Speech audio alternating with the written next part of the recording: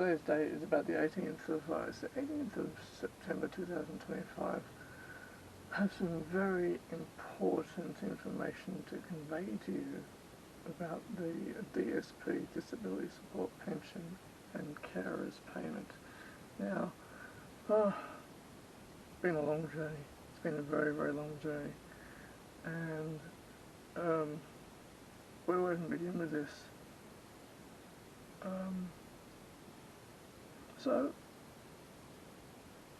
back in 2010,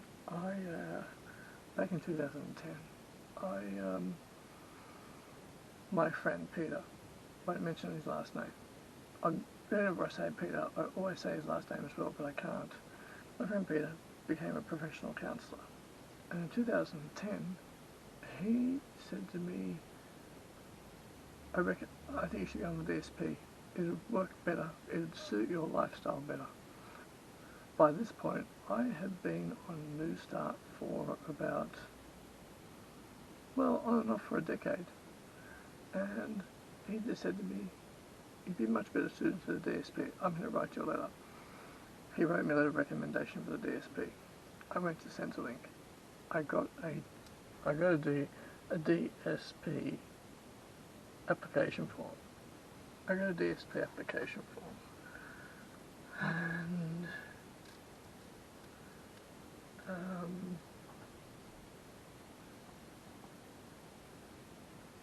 I got it, didn't do anything with it. A fortnight later, Centrlink contacted me, and they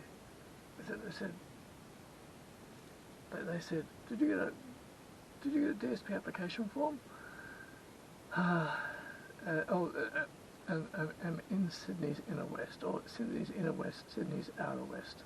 And they said, did you get a DSP form? And I said, yes. They said, what are you doing with that? What are you doing with that? What's wrong with you? And I said, oh, I just said, look, I have anxiety and depression, haven't worked for a long time, and they said, that's not good enough.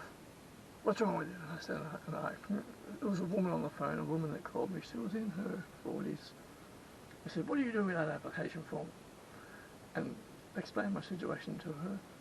And she said, many people have got anxiety, they still work. What's wrong with you? And so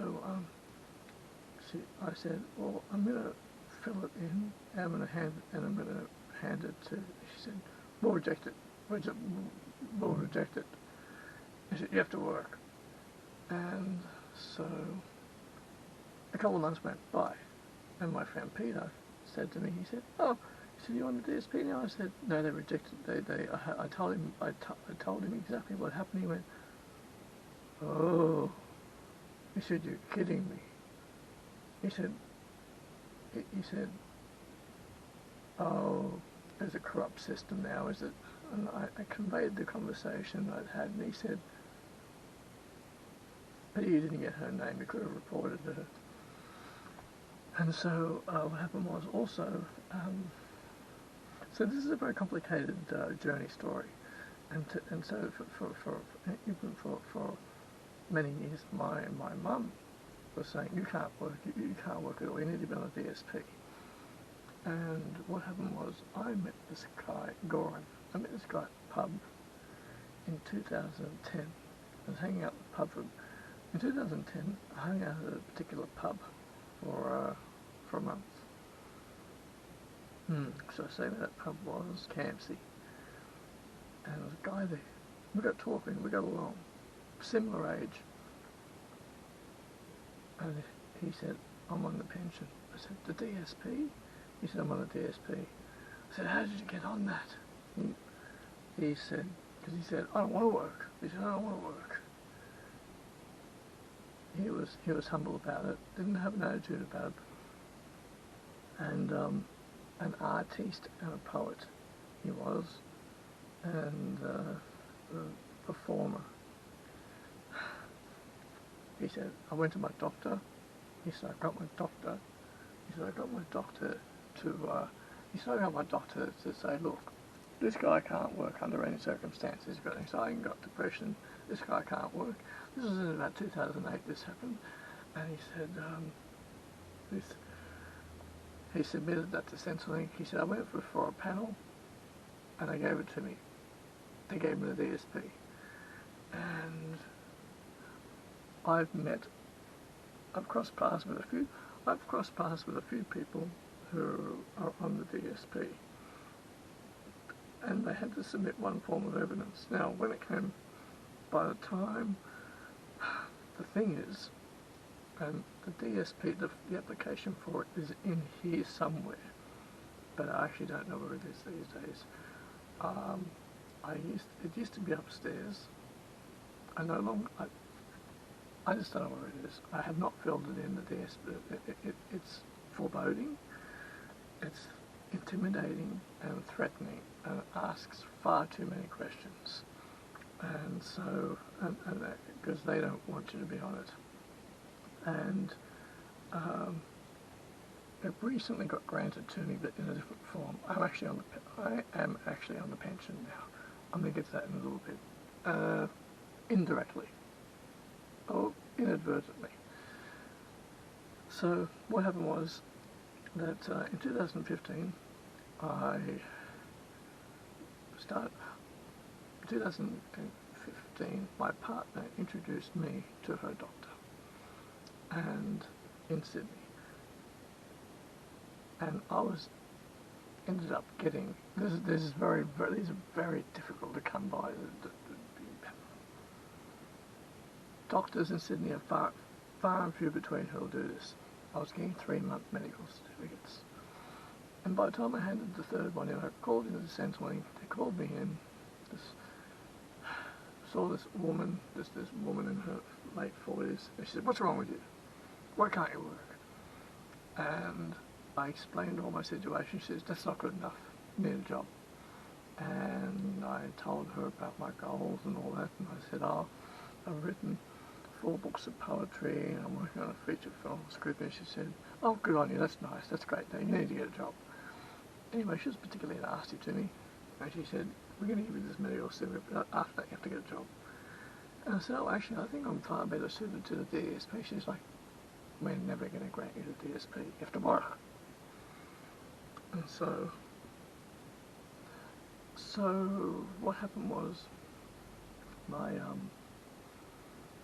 that DSP application sat on my desk, sat near me, sort of near me for a year or so, quite foreboding and threatening. And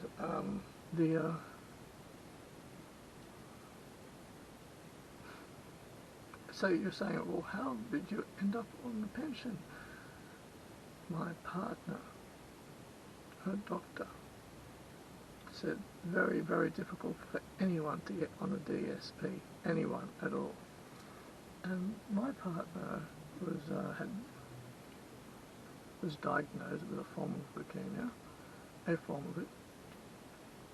She has various other things going on with her, which are relatively under control, but not necessarily under control. She does have a lot going on. I help her with those things, all of those things.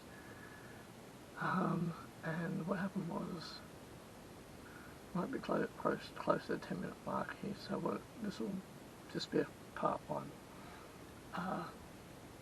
What happened was, we're going to call her Eliza. We're going to call her, that's not her real name, we're going to call her Eliza. Eliza, 2 years ago, went to Centrlink, sat down.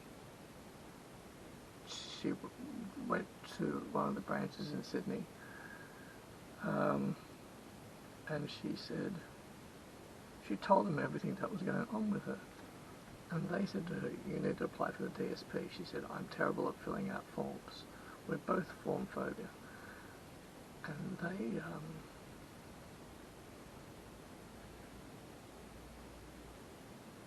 they filled out the DSP application form for her. And there was evidence to go with that. There was much evidence. Eliza has various conditions. and has a couple of professionals that have known her for a very long time in regard to those conditions. The amount of evidence that Eliza was able to provide was minimal, but there was two very important things within that, such as two doctors, it's all very messy. The whole thing is messy. And Eliza ends up losing 3 or 4 months of sleep because of this. Months went by.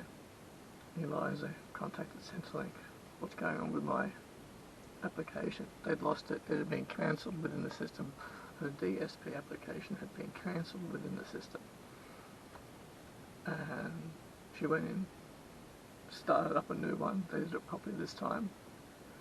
And they just said provide as much evidence as you can. In this meantime, we did have a doctor. But this doctor that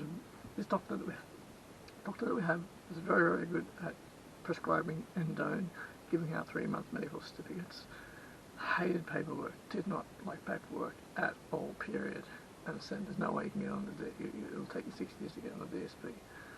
So what happened was we went through 4 different doctors, all of whom got quite frustrated and really quite fed up with the process we were trying to put them through. And one doctor local to here actually said, it rehearsed that the secretary called Eliza and said, we're no longer able to see you. And Eliza said, oh, is there a reason? I said, it's just too much of the doctor. It's too overwhelming. We met, and there's another doctor local to here in Sydney's outer west who we came upon one day. He has been fantastic. Understands, empathises, just completely understands. And Eliza has a particular condition related to women, and she has a doctor who she has known for 20 years, and we're trying to work out what got it passed. It was a doctor that had known Eliza for, there was a doctor that had known Eliza for 20 years, 25 years she'd known her. And what happened was, I'm not trying to be evasive here, it was a very long, complicated process. Eliza got the call from Centrlink. Eliza related all of her conditions to this woman who happened to be very sympathetic and empathetic to the condition, a particular condition that Eliza has, related to it completely, and then just said, I'm recommending you for the DSP, you've got a lot going on. And a month later, Eliza was on the DSP, has been on the DSP. Within the last 6 months. It was a very big day when Eliza got cleared for the DSP when it was successful. That was a big day. Now, then Eliza said to me, you need to apply for carer.